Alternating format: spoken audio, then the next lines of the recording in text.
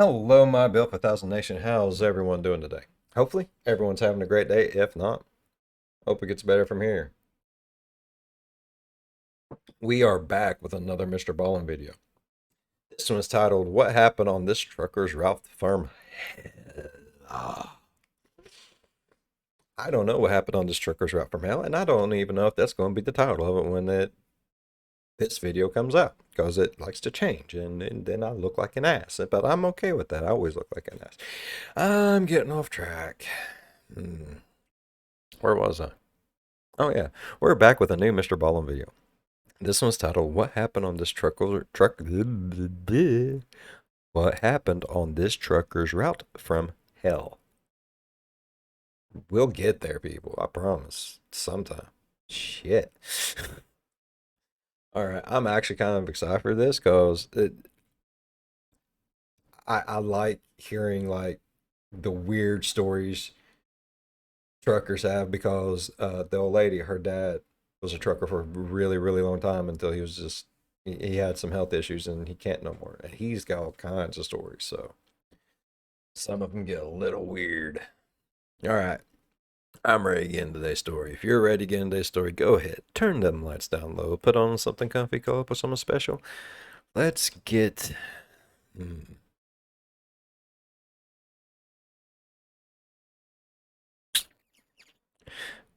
Let's get concerned for the trucker's sanity. Seems appropriate.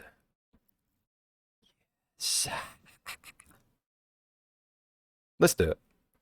One morning in 1995, two campers were inside of their little nylon tent inside of this huge forest in Arizona when they started to hear this loud rumbling sound. And so, curious, they unzipped their tent and they looked in the direction the sound was coming from, and it was coming from this dirt road, kind of straight up ahead of them. And at first, all they could see was this huge dirt and dust cloud kind of barreling towards them. And then in the middle of this cloud, suddenly something appeared that both of these campers knew should not have been in this forest. And so seconds later, this thing blew past them and disappeared into the trees in the other direction. And for a moment, the two campers had no idea what to do. They began to kind of rationalize why this thing was here, but before they got very deep into that conversation, they began hearing the rumbling sound again, and they looked, and sure enough, the big thing was coming back. But before we get into that story, if you're a fan of the strange, dark, and mysterious delivered in story format, then you've come to the right place because that's all we do, and we upload once a week. So if that's of interest to you, please replace the like button's maple syrup with brake fluid. Also, please subscribe to our channel and turn on all notifications so you don't miss any. I would beat the shit out of someone with the motor oil pancake syrup bottle. Don't mess with the man's pancakes, bro. Any of our weekly uploads. Okay, let's get.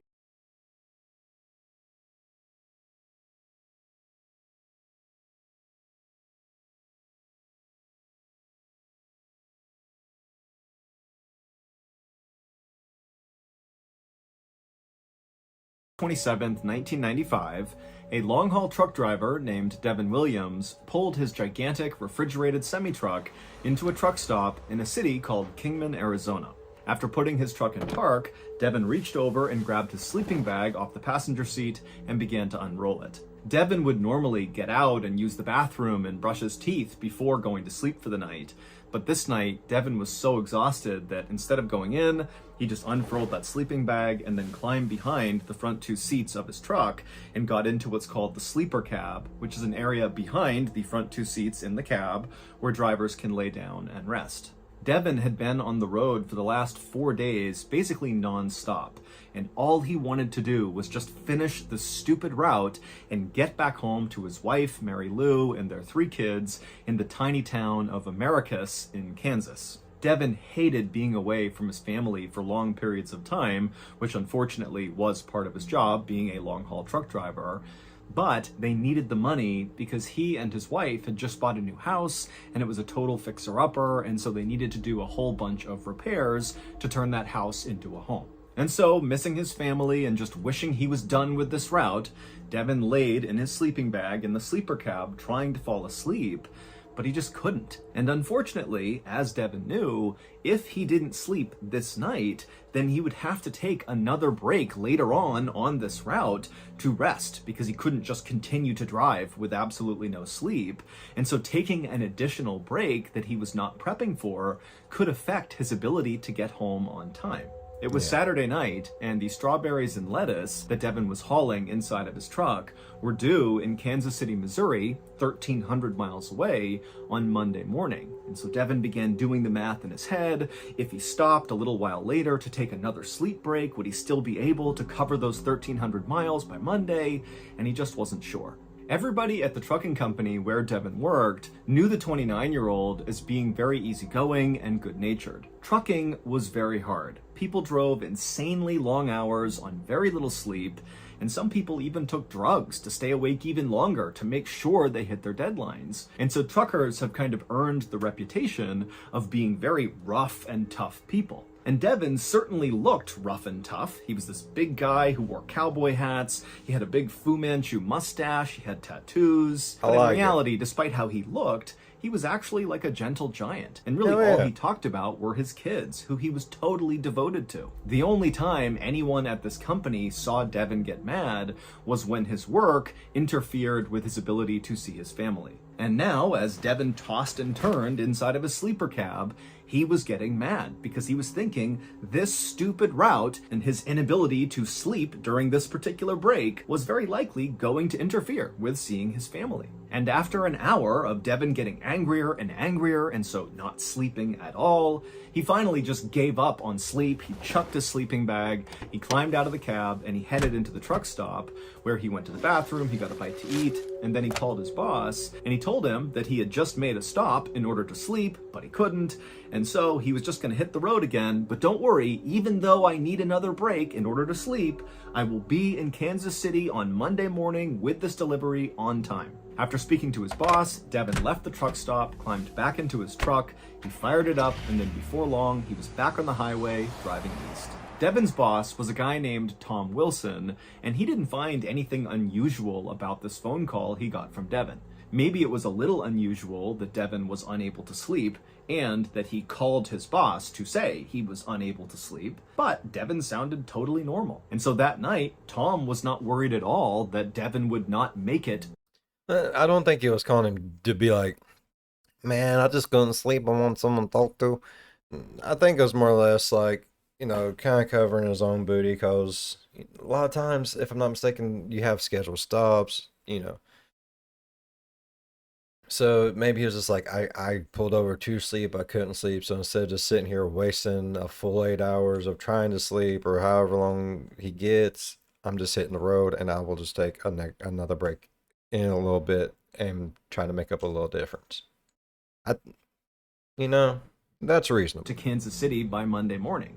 Devin was like one of his most reliable guys, and so if Devin said he was going to be there on Monday morning, even if he needed extra breaks along the way, then he would be there on Monday morning. But on Monday morning, the distribution center in Kansas City, Missouri, where Devin was supposed to go and drop off the lettuce and strawberries, called Tom Wilson, and they said, hey, your driver's not here yet. What's going on? Now, at first, Tom was actually really annoyed with the distribution center because he felt like, okay, the clock has just struck the deadline. Devin will likely arrive in the next few minutes, and they're prematurely calling to complain. And so Tom communicated that to the distribution center, and they said, okay, fine, we'll wait a little bit longer. But when almost an hour passed and still Devin had not shown up, the distribution center called Tom back and said, hey, he's not here. Now, after the second call, Tom totally changed his mindset, and he was actually now worried about Devin. And so he apologized to the distribution center and said he would get in touch with Devin as soon as he could and figure out where their shipment was. But Tom couldn't just call Devin and ask where he was and what was going on, because this was back in 1995. They didn't have cell phones, and so Tom basically just had to wait for Devin, who's out on the road somewhere, to stop somewhere and call Tom to tell Tom what's going on. And so all day Monday, Tom sat at his desk waiting for a call from Devin. And when he didn't get a call from Devin, Tom began calling his other drivers all over the country, asking them if maybe they had had some sort of interaction with Devin and knew where he was and why he had not made it to Kansas City on time. But none of the drivers had any idea what was going on with Devin. No one had spoken to him. Then that evening, Tom got a call, but it was not from Devin. It was from Devin's wife, Mary Lou. And she was calling to say, "Where's Devin? He was supposed to be home by now, and he's not. I haven't heard from him in days. What's going on?" And at this, Tom suddenly thought, okay, we have a real problem here. And so when Tom... Oh yeah, because they even said like that's the only thing he really got. Oh, Tom's like, oh fuck, it's gonna get bad. Explained to Mary Lou what was going on with Devin, how he had missed this deadline. Mary Lou panicked and immediately called the police. A little while later, a police officer in Americus, Kansas, arrived at Mary Lou's house to take down the missing person report. And after they did that, the deputy assured Mary Lou that very likely her husband would be found and he would be just fine. And so they explained to Mary Lou that what they would do is put out an alert to all the different police departments that fell kind of roughly along the route that Devin's truck had been on, and see if any of them had had some sort of interaction with Devin. You know, maybe he got into an accident, maybe his truck broke down and he was stranded somewhere, you know, maybe he was hospitalized, who knows? But very likely one of these police departments would know where Devin was. And sure enough, after this alert went out... See, you don't really ever think about things like that. It's like, how are they going to do this? How are they going to find him? Is a cop just going to get in the car and just start driving around? I don't know why I think like that sometimes. I mean, I'm a rational person. I like to think I'm a rational person sometimes. With, you know, at least the common sense that God gave a goose. Why I didn't just be like, oh yeah, that's normal. It's like, oh, that's amazing. That's how they do that. It's been a day, people. I'm telling you. Like... The officer got a call back very quickly from a sheriff's department in a place called Coconino County, Arizona. Coconino County was located 200 miles to the east of Kingman, Arizona, which was where Devin had been on Saturday night, but couldn't sleep, and then called his boss to say he was going to hit the road again. But, interestingly, the sheriff's department in Coconino County made it very clear to the police officer in Americus, Kansas, that they had no idea where Devin was, but they definitely knew where his truck was. In fact, basically everybody in Coconino County knew where Devin's truck was. It was all anybody in that county was talking about. Because on Sunday, so the day before Devin was reported missing, somebody driving Devin's truck spent the entire day terrorizing hikers and campers inside of the Tonto National Forest in Coconino County. The Tonto National Forest, which is 600,000 acres of just rugged wilderness preserve, was nowhere near Devin's trucking route. In fact, it wasn't near any trucking route ever. It's like 20 miles off of the highway, and the roads in the forest are barely wide enough to support...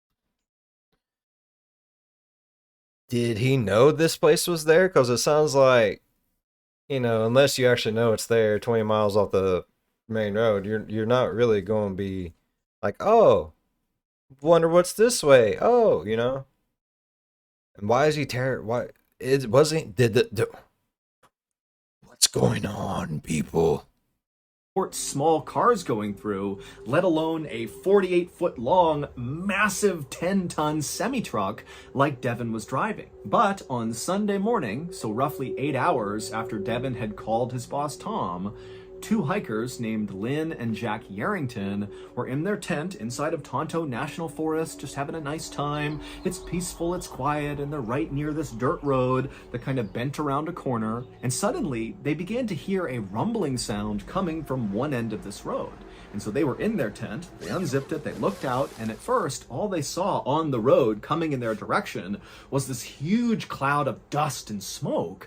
And then through the dust and smoke came Devin's humongous truck blazing down this road at practically full speed. And at first, Jack and Lynn are like, how is this truck even in the forest? How did it get here? How did it actually manage to drive to this point? And after Devon's truck whizzed past them and blazed off in the other direction out of sight, Lynn and Jack weren't scared or worried. They were just totally confused. And so they began speculating, like, well, maybe the driver got lost and they're trying to find a place to turn around or something.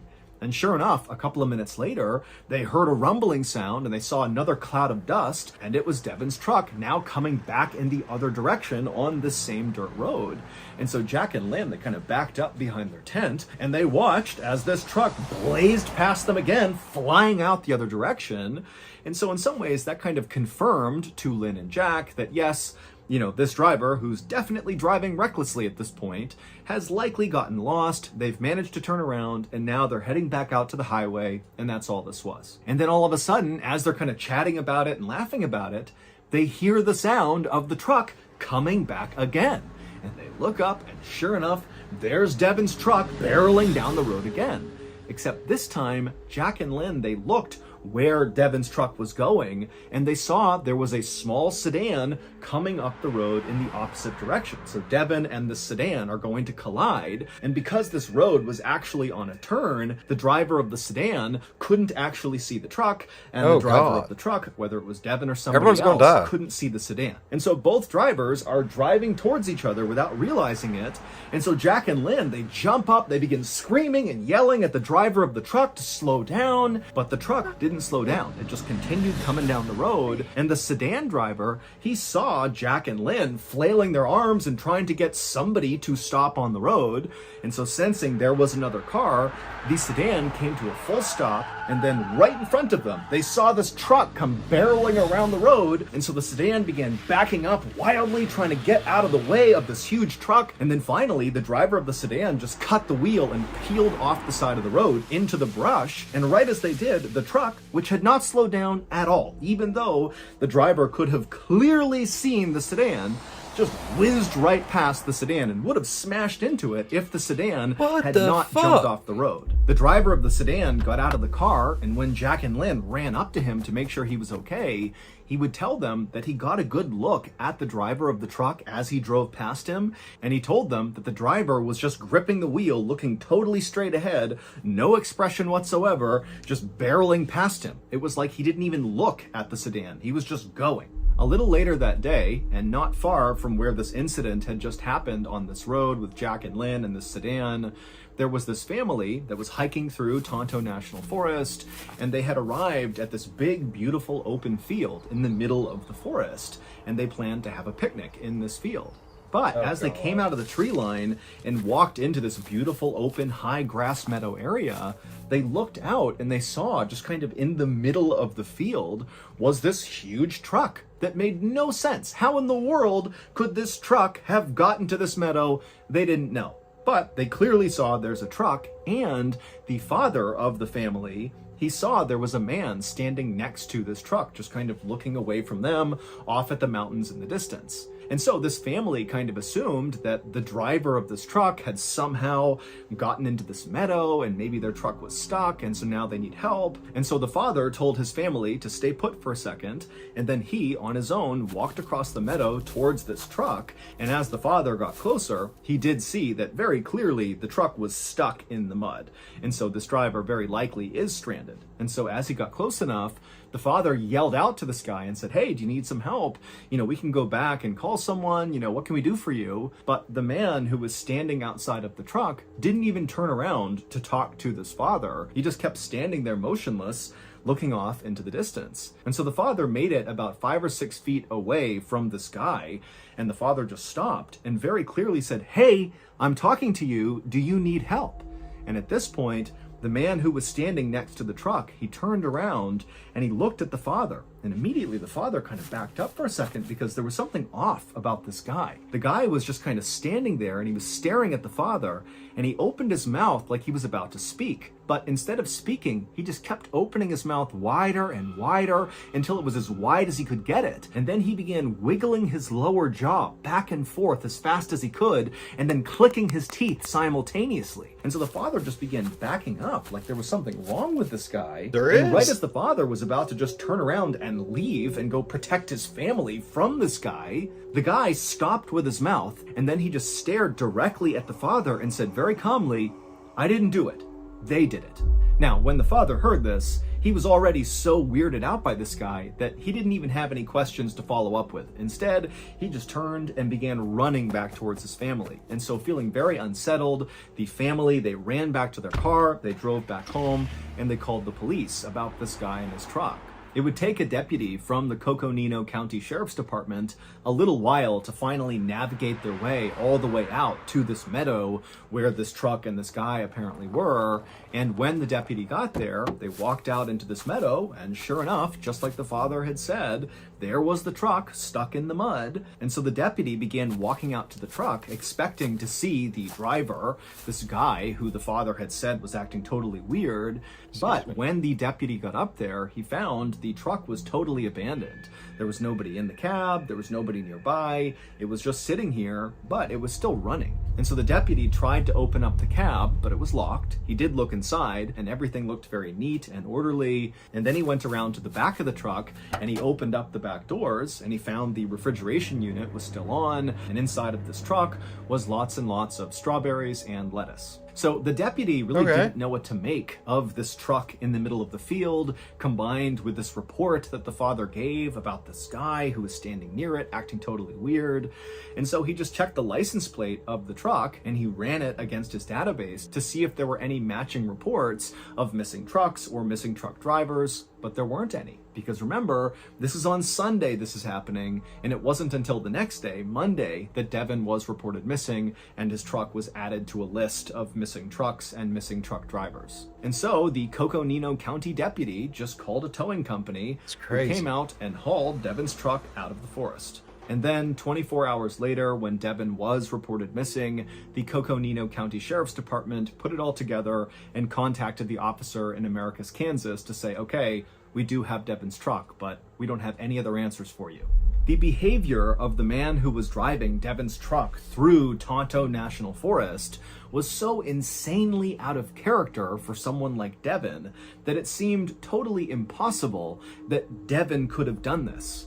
But both Lynn and Jack Yarrington and the other people who saw this truck flying through the forest on that Sunday, they all insisted that the man they saw in the cab driving this truck matched the picture of Devin Williams. But there was absolutely no reason for why Devin would want to go to the Tonto National Forest. And even if he did want to go to this forest for some reason, he should have known that his massive semi-trailer truck was not a good choice to be driving around these narrow dirt roads in the middle of this wilderness preserve. All we know about Devin is that at the time he went missing, all he likely wanted to do was just get home to Americus, Kansas to be with his wife and 3 kids again. That's really all he cared about. The police did consider that, maybe Devin just ran away.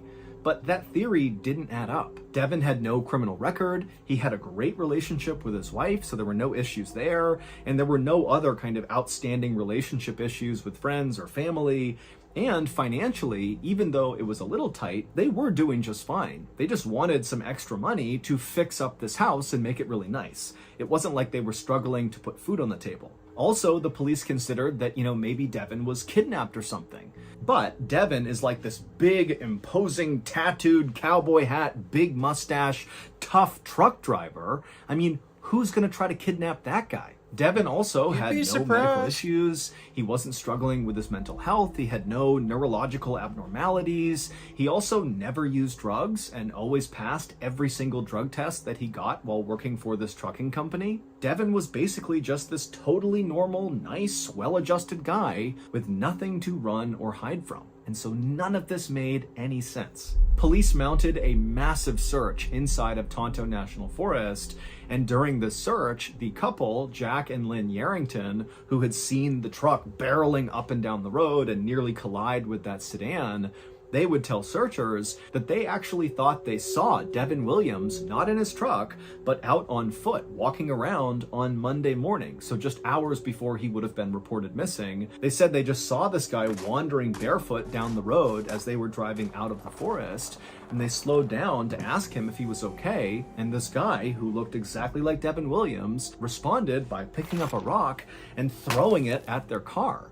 And so Jack and Lynn just drove past him, not realizing that this was the guy who very likely was driving that truck. Now, the police, when they began this search, were pretty confident they would find Devin, especially after hearing from Jack and Lynn that he was pretty likely on foot and without shoes walking around the forest. It seemed like he could not get very far. But despite this huge search, they could not find Devin. There was absolutely no trace of him. And so, after nearly 3 weeks of searching and not finding Devin, the police called off the search. Then, on May 2nd, 1997, so almost exactly 2 years from when Devin had been reported missing, 2 hikers were walking on this trail in the middle of Tonto National Forest, right in the area where police had extensively searched for Devin 2 years earlier. These 2 hikers, they're walking on this trail, and up ahead they see there's this white thing right in the middle of the trail, just kind of sitting out. Now, this is a well-trafficked trail, and so they're wondering, what is this thing? And so they walk up, and they see this white thing is a perfectly intact human skull. There's no skeleton, it's just the skull. And so these hikers, they gasp, they can't believe they're looking at a real human head, and they're thinking, how in the world did it get here? Why hasn't anybody else seen this and taken it? Like, how are we the first ones to see this? And so they would end up calling the police. The police would come out, they'd gather up the skull, it would be sent in for testing, and sure enough, DNA testing would reveal the skull belonged to Devin Williams. No one has ever been able to explain what actually happened to Devin Williams, but the discovery of his skull inside of Tonto National Forest nearly guarantees that the driver of the truck 2 years earlier really was Devin, and the guy standing outside of the truck that was stuck in the mud in the meadow was likely Devin, and the guy throwing rocks at Jack and Lynn's car was Devin. People have put forth a whole host of theories about what happened to Devin, ranging from he had some sort of medical event where he kind of lost his mind, and that's what caused all this strange behavior. Or maybe Devin was on drugs despite not having any history of drug use. Maybe he took a really strong drug and that's what caused him to do all this. And still others believe that maybe there's a paranormal element to this whole story, that perhaps Devin was contacted by aliens and that's what induced all the bizarre behavior, and then ultimately he was abducted by said aliens, and then somehow his skull wound I don't care, that's the one we're fucking going with. Aliens. Up back on this trail in the middle of Tonto National Forest. And as crazy as that sounds, still to this day, no one has any idea what happened to him, so that theory is just as good as any other. So that's gonna do it. If you enjoyed today's story, be sure. That's crazy. Like I wish we knew more of what happened. Like has any more bones been found since then? I'm sure if they have, being in like 97, he probably would have threw that in. It just intrigues me, like, I mean, of course, animals probably drug off most of them, gnawed them down to like little splinters and pooped them out somewhere, but it's still pretty fucking interesting, and I liked it, and that's what matters. Alright, if y'all enjoy today's video as much as I did, please go down there, leave a thumbs up. If you're a fan of the spooky, scary, strange things that just make you go, what in the, was it aliens? Think about subscribing. I believe in aliens and zombies, and zombie aliens. Yep, one day the zombie mothership will come and we're all fucked. As always, be good to one another. I'll see you in the next one. Bye-bye. Damn. It probably was zombie aliens. Can't put it past them fuckers, they're shifty.